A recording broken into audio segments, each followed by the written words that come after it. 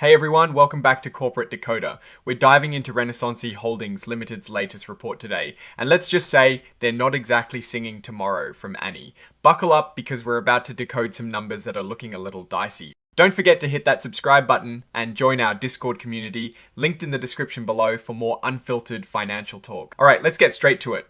This report from RenaissanceRe's Holdings Limited is an 8K filing, which usually means something timely has happened. In this case, it is all about their financial results for the third quarter ending the 30th of September 2025. Think of it as a mid-game report card for the company. The date that matters here is the 28th of October 2025. That is when they dropped this news. Now, the big reveal is in the press release and a financial supplement which are attached as part of this filing. Before we get into the juicy financial details, let's quickly look at what the company is trading.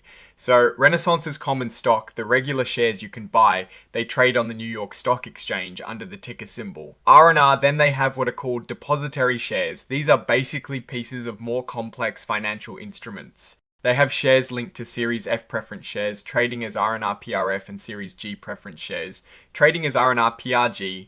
These are like different flavors of preferred stock, offering different benefits or risks.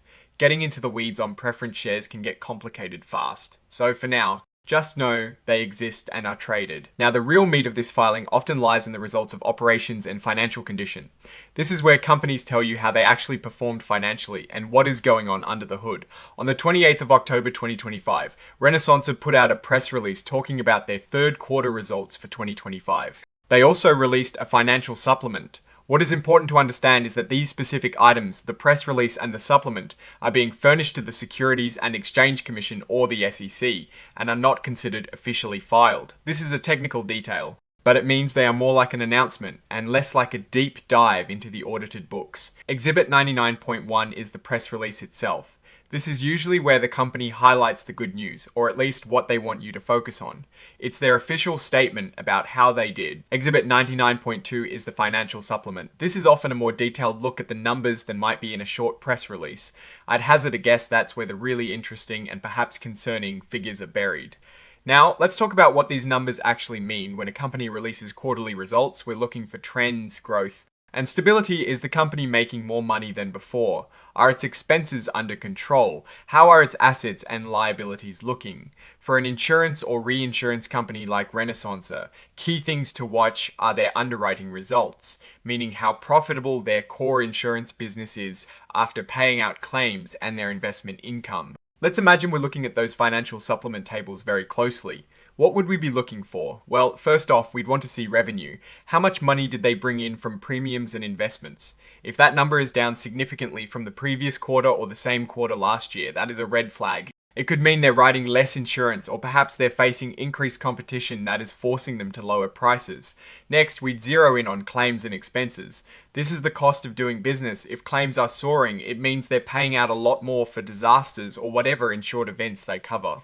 This can happen due to a bad hurricane season or other catastrophic events. Similarly, operating expenses like salaries and administrative costs need to be managed. Surging expenses with flat or falling revenue is a recipe for disaster. We look for something called underwriting profit or loss. This is a really critical number for insurers. It tells you if they are actually making money from their insurance policies themselves before even considering their investment portfolio. If they are consistently showing an underwriting loss, it means their core business of taking on risk is costing them more than they are earning from it. That is like a restaurant losing money on every burger they sell, hoping to somehow make it up on drinks, then to raise investment income. Insurers hold large pools of money and they invest it. This investment income can be a significant contributor to their overall profitability. However, investment markets can be volatile. A strong investment performance can mask underlying weaknesses in the insurance business, and a weak investment performance can amplify problems in the underwriting side. Looking at this report, and without seeing the actual numbers on screen right now, I'd be scanning for any mention of major insured events that caused a big spike in claims. Things like hurricanes, earthquakes, or widespread cyber attacks can significantly impact an insurer's bottom line in a single quarter. If growth in premiums is sluggish and claims are high, it is a double whammy. There is also a layer of risk involved. For a company like RenaissanceRe, which operates in the reinsurance space, they are essentially insuring other insurance companies. This means they are taking on large, complex risks. So any mention of increased risk exposure or shifts in their risk appetite would be something to pay very close attention to. Are they moving into riskier areas to chase higher returns, or are they becoming more conservative? The structure of this filing also hints at what is important. By issuing an 8K and referencing specific exhibits, the company is directing our attention to specific pieces of information. They want us to see the press release and the financial supplement. This is where the narrative is usually crafted. Now, looking at the broader picture, Renaissance Holdings Limited is a significant player in the reinsurance industry. This industry is cyclical and highly dependent on catastrophic events. A couple of bad years with major storms can wipe out years of profits. Conversely, a period of relative calm can lead to very strong profits. Their stock performance and the market's reaction to this report will tell us a lot about investor confidence. Finally, the signature block tells us who is officially signing off on this report. In this case, it is Robert Kutub, the Executive Vice President and Chief Financial Officer. This is the individual ultimately responsible for the accuracy of the financial disclosures.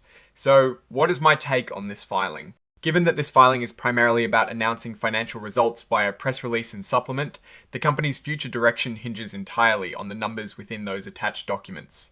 If those numbers show strong revenue growth, controlled expenses, and a healthy underwriting profit, Renaissance is likely on a solid path. However, if we see declining revenues, rising claim costs, or a significant underwriting loss, it signals potential trouble ahead. The reinsurance market is inherently volatile, and a few bad quarters can quickly change a company's trajectory. Investors will be scrutinizing every dollar to see if Renaissance has enough financial muscle to weather potential storms, both literal and economic. The absence of detailed operational challenges or strategic shifts in this specific filing suggests they want the market to focus solely on the quarter's performance. Alright, that is our breakdown of Renaissance Holdings Limited's latest filing. What is your take on these numbers and what they signal for the company's future? Drop your thoughts in the comments. If this analysis was valuable, hitting that like button really helps. And subscribe for more deep dives. Don't forget to check out the Discord in the description. Thanks for watching. See you next time.